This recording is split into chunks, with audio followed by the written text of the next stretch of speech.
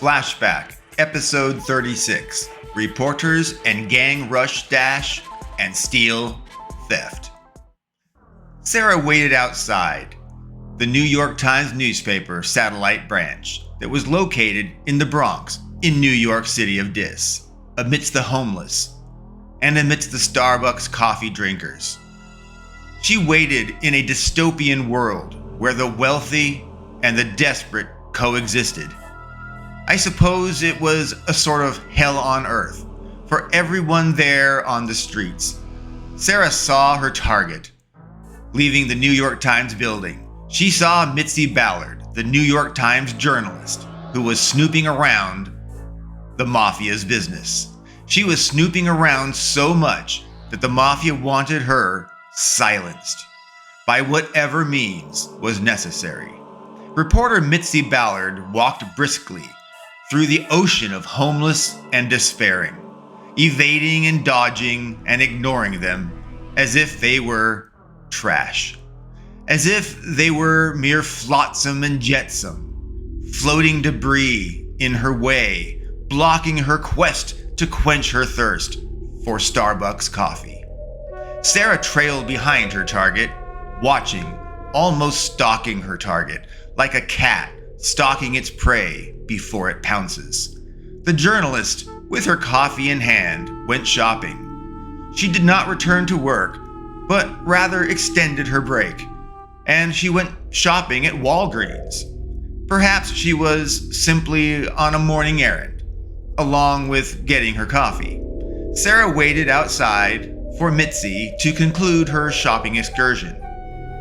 But suddenly, out of nowhere, 5 cars, they raced and rolled up and up onto the sidewalk curb, onto the sidewalks all over around the building. The cars, they were filled with hoodlums. They parked right up at Walgreens, some right at the front doors. Thugs, some in masks, some not, of all races and genders and sizes. They leapt from the vehicles and they rushed into the store. It was a mass group bash and grab. It was a store dash and steal.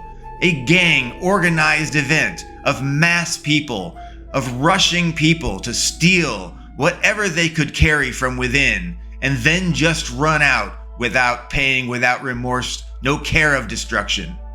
Sarah recognized Mitzi was inside that Walgreens where the mob was rushing in, and who were violently toppling and ransacking and taking whatever they could find, whatever they wanted. Sarah wondered, perhaps the mob, they might injure or even kill the journalist Mitzi, thereby silencing, of course, the journalist without Sarah doing anything at all. However, it was not Sarah's decision to make whether to help someone or not. The code of the Knights Templar demanded that she help anyone in need. If they were evil, it was God's place to judge them. It was not Sarah's place to judge them and thusly not help. And so Sarah cautiously approached the Walgreens and the mob. From the doorway, Sarah could see Mitzi. Mitzi had been thrown down to the ground by a thug. He was pulling her purse from her as she clenched onto it, holding onto it. Sarah did not pause. She entered a combat stance. Sarah ran at breakneck sprint and seemed to run up the side of a self-checkout kiosk, flying up into the air. And then she came down, crashing body force through her elbow, down onto the rear of the thug's neck. The thug's neck head, it bent forward, then it bent to the side. Likely, his neck was cracked, if not broken entirely. Sarah had overwhelmed and felled the thug in a heroic blink of an eye. Sarah extended her hand to the fallen journalist, who was in shock. Mitzi sputtered, You killed that man!" Fellow thugs surrounded Mitzi and Sarah, and the store clerks, they had fled. They're fleeing, more of them in chaos as it was created by Sarah, amidst the organized dash and steal event. The dash and grab, Sarah grinned scarily at the thugs that were surrounding her, and she asked, "Is it time to play?" She then pulled from her back a 1-foot extendable bow staff. Click, and it expanded to nearly 5 feet in length. A thug made the first move. He rushed at Sarah, but Sarah swiftly and without much apparent concern, she countered, and she swung that bow staff, and thwack! There was one less thug. He was down, flat, prone on the floor. The other hoodlums, all of them, fled, leaving their second, now fallen buddy behind. They had no loyalty to their hoodlum colleague.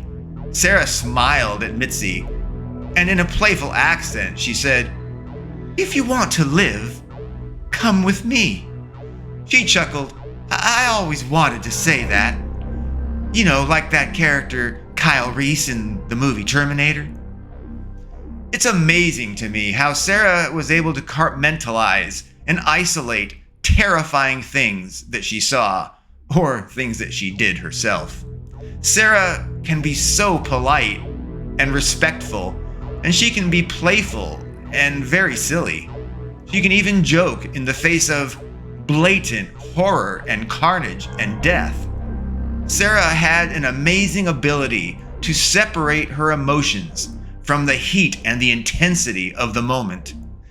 Sarah said, seriously, they might come back, or they could be waiting for us.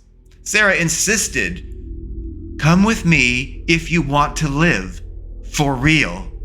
Sarah softened a little bit to entice Mitzi to move, and she comforted, come with me, you'll be safe. You'll be safe with me. She emphasized, with me. We need to go now, she encouraged. Mitzi, afraid, took Sarah's hand, and they left Walgreens.